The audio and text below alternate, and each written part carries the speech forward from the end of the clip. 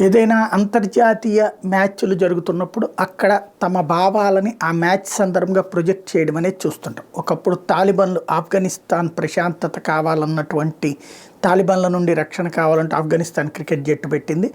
ఆ తర్వాత కాలంలో ప్రపంచ దేశాలకు సంబంధించిన ఒక సందేశాలు సంకేతాలు ఇచ్చుకొచ్చారు. సరే, వాళ్ళు ఇప్పటికి కూడా ఇండియాలోనే బ్రతుకుతుంటారు.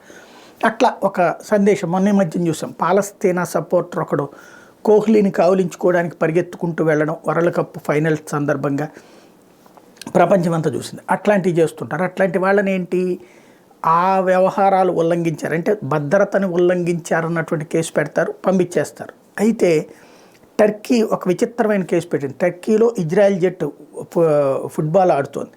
ఆ సందర్భంగా అక్కడికి వచ్చినటువంటి ఒక ఇజ్రాయేలీ ఆటగాడు హమాస్ తీవ్రవాదులు చేసిన ఘాతుకం మీదన చర్య ఉండాలా, మా దేశం మీద దాడి చేసినటువంటి హమాస్ తీవ్రవాదులు జెనోసైడ్ చేస్తున్నారు అంటూ ఒక ప్లకార్డు ప్రదర్శించాడు. దానికి అతని మీదన దేశద్రోహం కేసు పెట్టారు. ప్లస్ ఏది శాంతి భద్రతలకు భంగం కలిగిస్తున్నాడని కేసు పెట్టారు.